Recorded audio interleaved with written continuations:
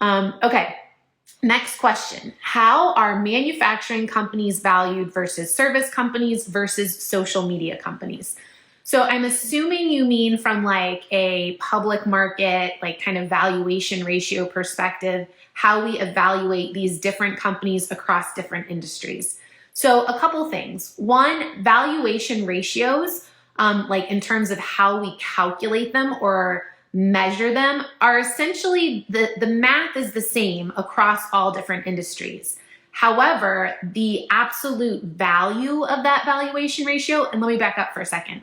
A valuation ratio is a way of putting companies on equal footing. And I've talked about this here a lot before, that like a share price is somewhat meaningless because every company is divvied up into a different number of slices, right? There's a different number of shares outstanding in, say, Apple than in, say, Tesla. And so just comparing like Apple's absolute share price to Tesla's absolute share price really doesn't tell you anything. It would be like going to the grocery store and somebody offering you milk for $3, but without you knowing, like, is it a gallon? Is it a half gallon? Is it a pint? And how do you then evaluate, absent like that additional information, whether that's a good deal or not? That's kind of the way to think of a share price. So a valuation ratio takes that share price and compares it to a fundamental metric like earnings, so that you have a number that is comparable across all companies. So PE is kind of the most common valuation ratio, and it's price per share relative to earnings per share. Now, how that differs across different industries is a function of investor expectations of future earnings growth.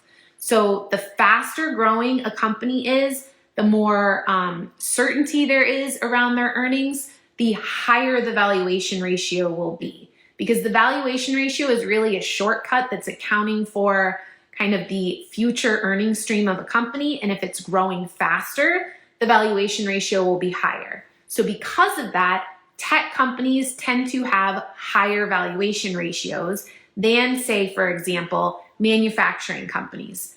Manufacturing companies tend to be lower margin, meaning every dollar of revenue ends up having less earnings than, say, in a tech company, which tends to have higher margins and higher growth.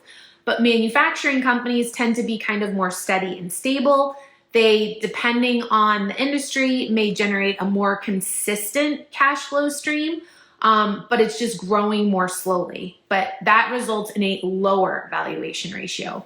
On average, right now, the stock market as a whole, and when I say the stock market, I'm talking like the S&P 500. On average right now, the S&P 500 is trading around, call it 17 to 18 times forward earnings. So that means on average, if a company is expected to earn $1 per share next year, the share price would be around $18. So 18 to $1 is 18 times earnings per share. That's the PE ratio.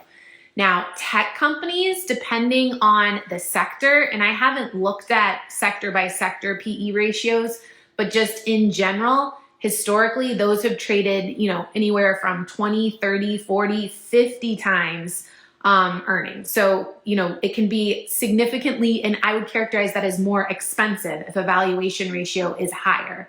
And then on the other side of that, like in industrial companies that are very slow going, you could have, as low as 10 and sometimes high single digit PE ratios too. So it's a spectrum.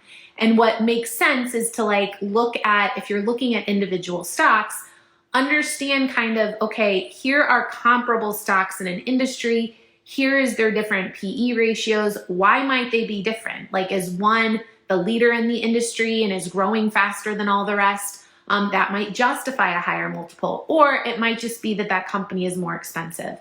But that's how to think about it. There are some other valuation ratios that people look at sometimes, things like dividend yield, which somebody had a question about today too, so I'll get to that in a second. Another one that is common is enterprise value to EBITDA. So that basically takes into account not only equity value, but also the total debt on a company, and compares that to the earnings stream before interest and taxes. So it's basically looking at what is the total profitability available to all stakeholders. So just some different metrics to think about, and also how to think about how valuation ratios compare across industries and across the market as a whole. So